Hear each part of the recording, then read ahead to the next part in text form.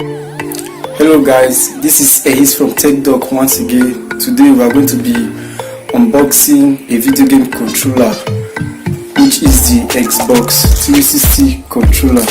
So here is the carton or the case of the Xbox 360 controller. So we are going to be unboxing this controller and testing it. So I'll give you guys my honest feedback about this controller, if it is worth buying. So stay tuned. Let's unbox this controller.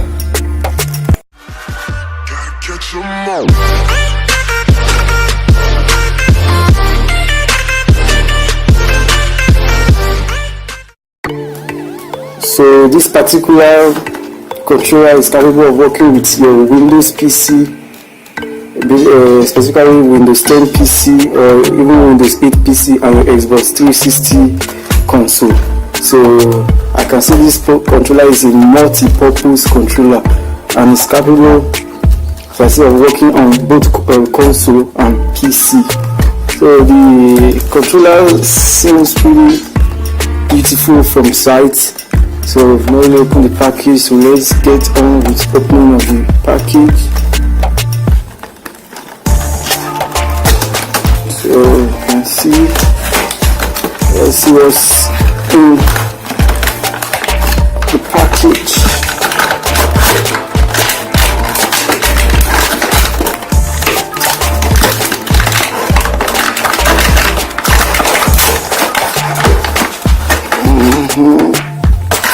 So this is,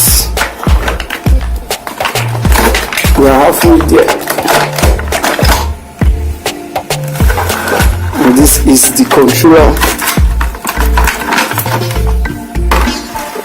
So this is the Xbox 360 controller, and you can see the ergonomics is wonderful. Fits really good with my hands. So it comes with the 4 action button, the start button and the back button, and I also feel this button is capable of doing live or on-screen recording when you are playing a video game. So it comes with 2 analog joystick. We have the left analog and the right analog. So it also comes with the action button, the arrow 1. If you do play game, you know that this is the arrow 1, the arrow 2, the arrow 1, L1, arrow 2, L2, and the directional button. So it is not Bluetooth enabled nor wireless. It comes with cord which you connect directly to your PC. So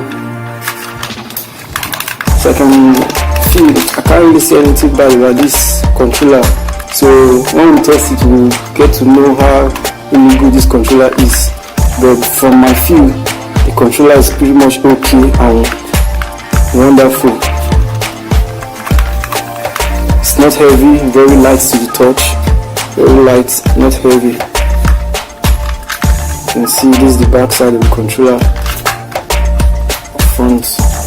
Comes to the code. That's basically what's in the package, nothing more is in the package. So let's get straight to testing a game with this controller, and I hope it works beautifully.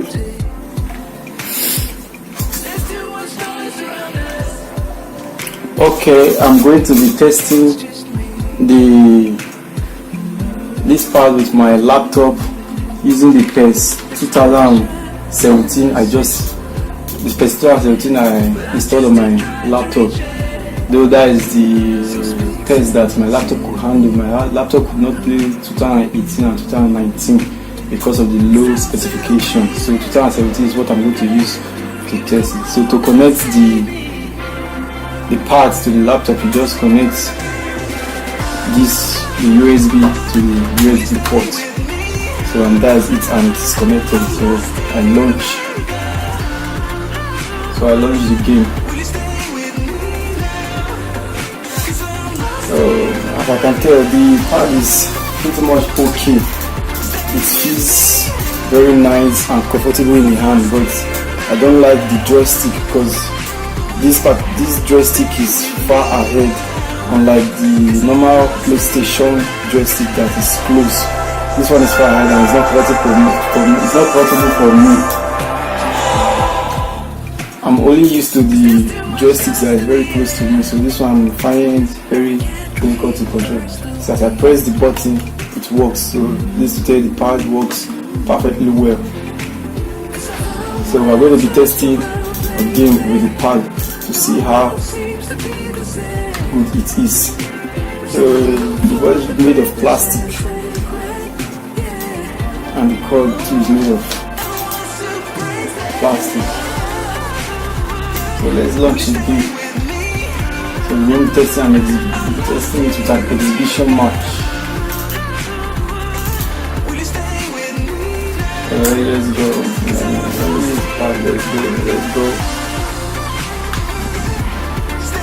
Let's pick the first thing that comes.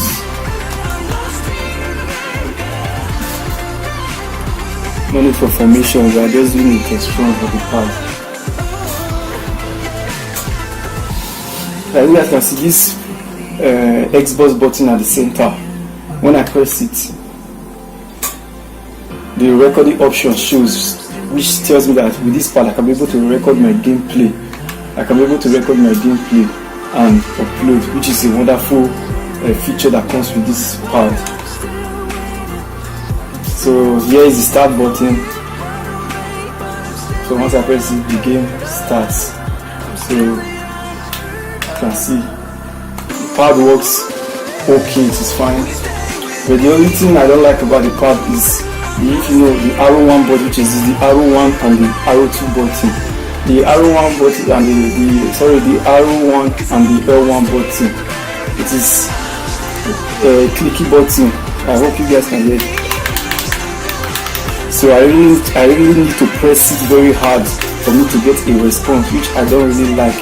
I need to be playing the game so that once I tap gently, I get a response. I need to use force to tap before I get a response.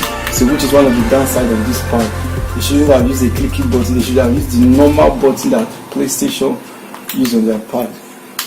So this is one of the downsides of the pad. So aside from that, the pad is pretty much okay. And the only downside I complained of was that the joystick is far ahead, unlike the normal PlayStation one that is close and easy to use.